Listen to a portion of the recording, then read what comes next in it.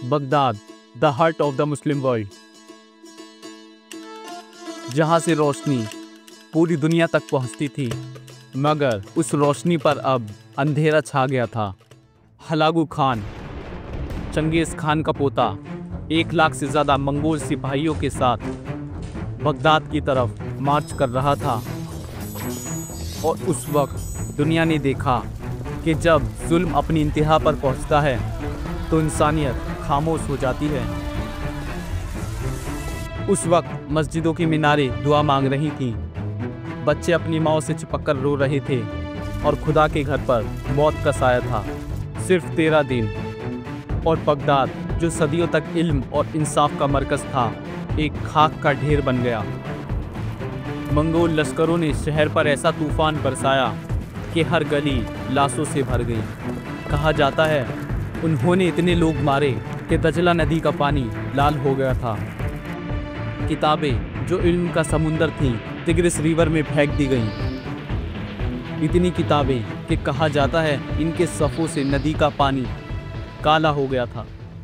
वो था बैत अल हिकमा, द हाउस ऑफ विजडम, जो सदियों से मुस्लिम स्कॉलर्स का मरकज़ था। उस दिन वो लाइब्रेरी जला दी गई और उसके साथ मुस्लिम दुनिया का एक सुनहरा दौर ख़त्म हो गया। खलीफा अल मुतासिम को भी जिंदा नहीं छोड़ा गया। उन्हें एक कालीन में लपेटकर घोड़ों से कुचलवा दिया गया ताकि उनका खून ज़मीन पर ना गिर सके। वो दिन था जब आसमान भी शर्मिंदा था।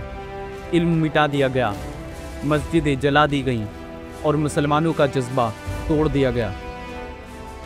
बगदाद गिर गया, लेकिन इस्लाम नहीं गिरा, क्योंकि दूर कहीं मिस्र में, इजिप्ट के अंदर अब भी कुछ लोग थे जो खौफ से नहीं, यकीन से लड़ते थे। उनमें से 2 नाम चमक रहे थे, सुल्तान कुतुज़ और बैबर्स। दोनों वो लोग थे जो कभी गुलाम थे, जिन्हें बचपन में मंगोलों ने पकड़ लिया था, उनके घर जलाए, उनके रिश्तेदारों को कत्ल किया। लेकिन जब उन्होंने इस्लाम को पाया तो उन्होंने सिर्फ अपनी आज़ादी नहीं, पूरी उम्मा की इज्जत के लिए कसम खाई और उन्होंने कहा, अगर हमने यहाँ हार मान ली तो इस्लाम का नाम मिट जाएगा।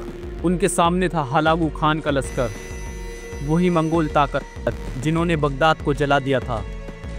जब हलागू खान अपनी पूरी आर्मी के साथ सीरिया की तरफ बढ़ रहा था, उस वक्त एक खबर आई, ग्रेट खान की मौत हो गई और हलागू खान को वापस मंगोलिया जाना पड़ा, एक नया खान चुनने के लिए।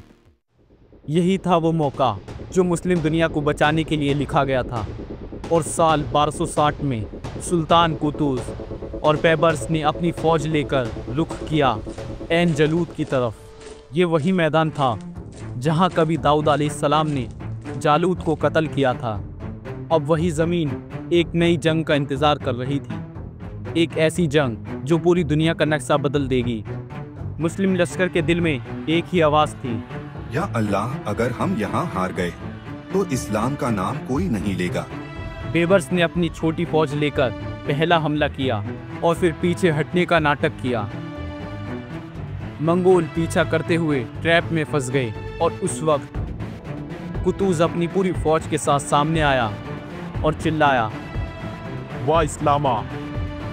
उस नारे ने जंग का रुख बदल दिया। मुस्लिम फौज ने पूरी ताकत से हमला किया और मंगोल लश्कर टूट गया। उनका लीडर मारा गया और दुनिया ने देखा वो कौम जो कभी दुनिया को मिटा रही थी, आज पहली बार खुद मिट्टी पर गिर गई। ऐन जलूद वो मैदान था जहां इस्लाम ने मौत से टकरा कर जीत हासिल की। मुस्लिम दुनिया बच गई, लेकिन कहानी यहाँ ख़त्म नहीं होती, क्योंकि अब तारीख का सबसे अजीब मोड़ आने वाला था। जिन्होंने इस्लाम को मिटा दिया था, वही इस्लाम के परचम तले आने वाले थे। फ्रॉम स्वॉर्ड टू शहादा, when the Mongols who destroy Islam become Muslim themselves.